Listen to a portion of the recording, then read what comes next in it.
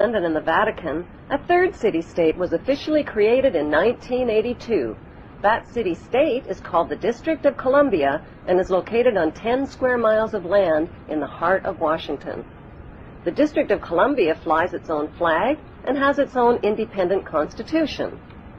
Although geographically separate, the city-states of London, the Vatican, and the District of Columbia are one interlocking empire called Empire of the City.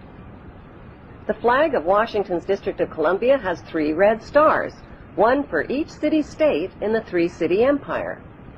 This corporate empire of 3 city-states controls the world economically through London's inner city, militarily through the District of Columbia, and spiritually through the Vatican. The Constitution for the District of Columbia operates under a tyrannical Roman law known as Lex Fori, which bears no resemblance to the U.S. Constitution. When Congress passed the Act of 1871, it created a separate corporate government for the District of Columbia. This treasonous act allowed the District of Columbia to operate as a corporation outside the original Constitution of the United States and outside of the best interests of American citizens.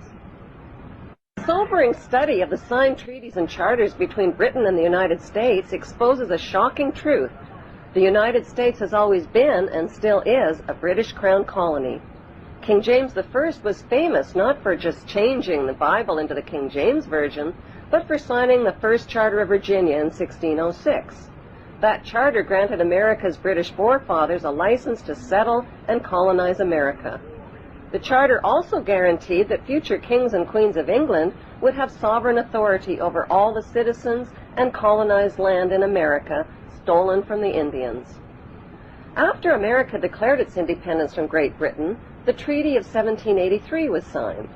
That treaty specifically identifies the King of England as the Prince of the United States and contradicts the belief that America won the War of Independence. Although King George III of England gave up most of his claims over his American colonies, he kept his right to continue receiving payment for his business venture of colonizing America.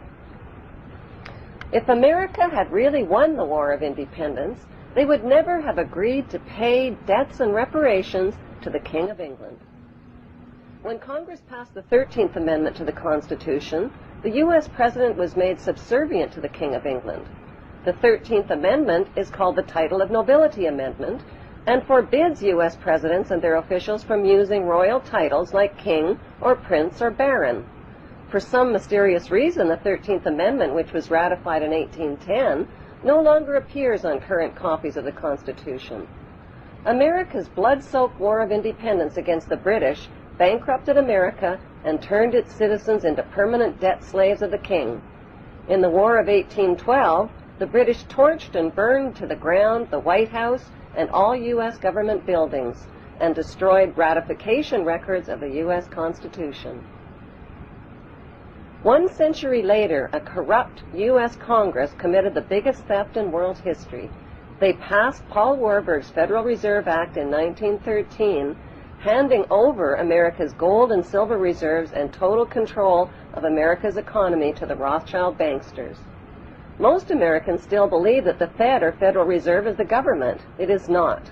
The Fed is a privately owned banking system whose majority Class A shareholders are the Rothschilds, Warburgs, Kuhn and Loeb, J.P. Morgan, Rockefeller, Israel Seif, and the Lehman Brothers. This private banking cartel is the Fed and is never audited and never pays taxes. They print and design America's money, which displays their symbols of an Egyptian pyramid, a Masonic all-seeing eye, and the words "In God We Trust." Who exactly is the God they trust? They also collect American taxpayers' money through the IRS. Then they loan it back again with interest to pay for roads, bridges, and other public. Most U.S. citizens believe that the United States is a country and that the President is the most powerful man on earth. The United States is not a country. It is a corporation, and the President is President of the Corporation of the United States. He and his elected officials work for the corporation, not for the American people. Since the United States is a corporation, who owns the corporation of the United States?